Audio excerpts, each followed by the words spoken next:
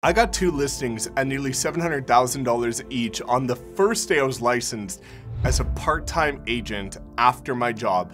And in this video, I'm gonna share my story of how I did that, but also I'm gonna break down exactly how you can do that, because the truth is, it really wasn't that difficult. What's up? My name is Mike Sherrard. I train thousands of agents every year. And this is a story that's really important to me because you see so many people talking about the fact that you won't get paid for 6 months as a new agent. And you hear a lot of people saying that. And while that can be true, it doesn't need to be. And I certainly hope that it's not true for you. And I want to help make sure that that's not the case. So let's rewind back to about 2017 when I was an engineer and I got my real estate license. And what happened is I needed the money from real estate in order to actually survive. So I was a part-time agent for my first 2 months. And so what I did is, as I was studying for my license, I was practicing scripts. And I started to practice door knocking scripts. And on the day that I was licensed, that kind of next day, when I was the first day of actually getting licensed because I passed my test in the evening, that next morning, I got access to the MLS. And what I started doing, and this is the first really important lesson, is that I started to browse the MLS for communities that were the average price point, that had really high turnover, where there was a really good story on a recent sale. So let me unpack that. I looked for communities that, based on the last 30 days, when you could filter by sold in the last 30 days, had one of the highest number of sales, meaning there was a lot of activity and a lot of turnover.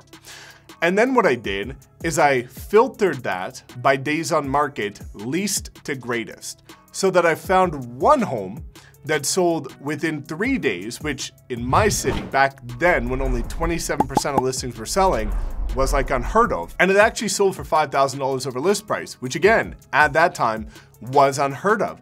So massive story to tell. And so I knew that that was the place that I was going to go door knock in the evening after I finished my engineering job. Because again, this was a community that had high turnover, which means there's likely to be others to move, based on history saying that every time one listing pops up and sells, usually one or two around that same area come up too. So I wanted to lean into my chances there. And I started studying scripts.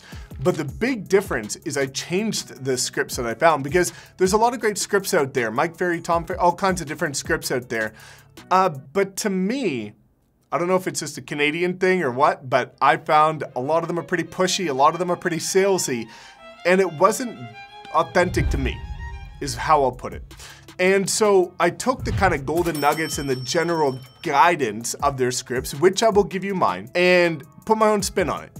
So what I did is I worked from about 8 a.m. until 4:30 p.m. that day, and I was down in that vicinity, so it took me about 15 minutes to drive to this road.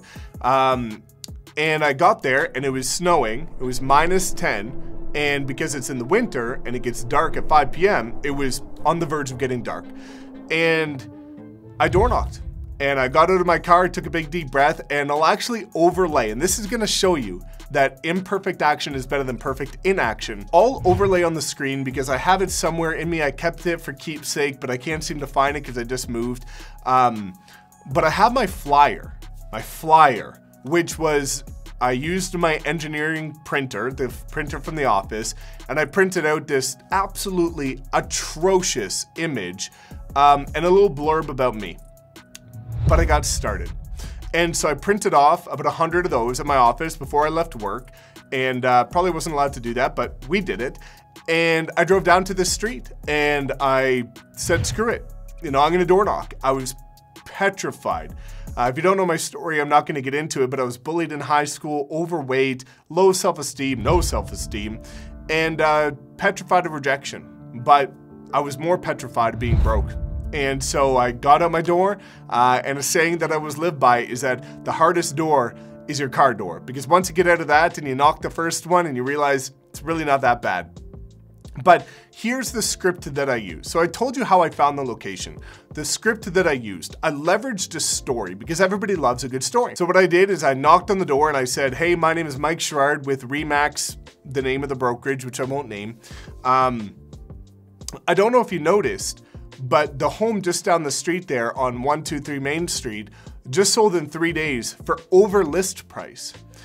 And I wanted to see if you were curious about how that might impact the value of your home. And you'll see what I did there is so many people, you look at the scripts and they kind of just go in of, hey, the market's this. Are you looking to buy or sell? Are you looking to sell this year? Know anybody? It's like, the answer is going to be no, almost every time.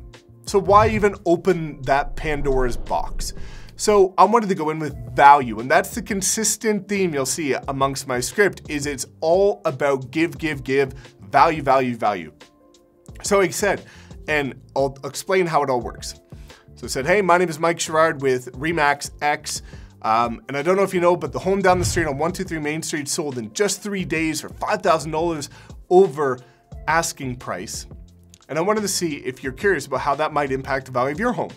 Well, the first one said no, some said yes, and I'll get into that. But when they said no, I led with more value and said, hey, no worries. I understand you've got a beautiful home here, but I do have a monthly market report that I can set you up on for free. You can opt out with one click at any time, and it will keep you updated as to how your home might be performing in this market and going forward, just so you can keep your finger on the pulse of how it's doing. It will show you all the new listings, what they sell for, and all of the data that you need just so that you can stay current and stay up to date so that you know how your beautiful home is performing. Would you be open to me giving that to you? And what happened a lot of the times is they said yes, because let me explain the theory behind this. I gave them a compliment. I got a no? No worries, your home's gorgeous, I get it.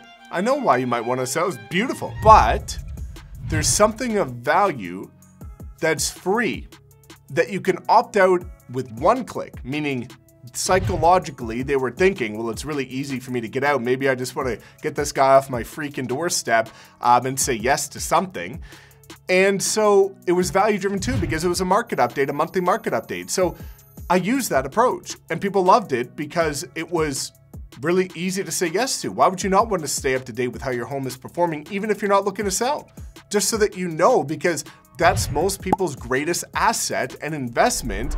It matters to most people how that's performing, especially when the market was not good like it was for me. And I kept going. And I got a couple people that actually said, yeah, I am kind of curious of how that might impact the value of my home. And the first person, beautiful corner lot, backing onto a golf course, walkout basement, gorgeous home. And they unfortunately were going through a divorce. And I knocked on it at the right time. And the value proposition that I had back in 2017 was, great, I'm one of the only agents that's gonna leverage drone, real Twilight, not the fake stuff. And I also learned how to use Facebook ads, so I'm gonna make sure to get your property in front of more people than the average agent that doesn't know how to leverage social media. Listing appointment number 1. Kept going around the street. And on about the 10th last house, it was in a cul-de-sac, which I sold that home again. Same pitch, and they were curious. And because they were actually considering a job relocation back to the other side of Canada. But again, what happened was not just the 2 listings, was the fact that I had 17 people over the course of my door knocking routine sign up for the monthly market report. Well, guess what that data gives you? How many times they look at it. So over the coming months, what I did is I started to just keep an eye on how many times are they looking at it. Once a month, once a month, once a month. And there'd be times where 5, 7, 10 months down the road, somebody would look at it 5 times, 7 times. I had somebody look at it 14 times in 1 month. And I had an excuse to reach out. Hey, John Smith, I noticed that you checked out the monthly market report a couple times more than normal this month, and I wanted to see if you had any questions.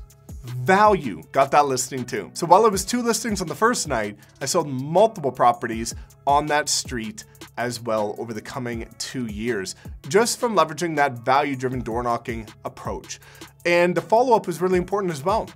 And what I did is I took down people's phone number and email, and as soon as I got home that night, I sent them an email, but when I was at the door, if they corresponded with me, I wrote down something personal, whether it be I'm a car guy, I like cars, whether it was like a nice car in the driveway, or they had a clean vehicle, or they had a dog or a kid in their arms, or just something that could show them that I remembered them personally and that it wasn't just a template, I remembered them.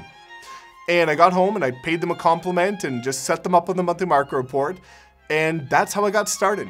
And that's not only how I got my first 2 listings, that's how, as a top producer in my first couple of years, how I got over 50% of my listings, because I continue to use that strategy in the highest turnover communities, which was 3 specific ones that I continuously door knocked, and I got the majority of my business that way. All that being said, you don't have to wait 6 months to get your first deal. You can get after it, but you have to do the legwork ahead of time, because I was practicing my scripts before I got licensed. I was selecting the route the day I got licensed based on the MLS access.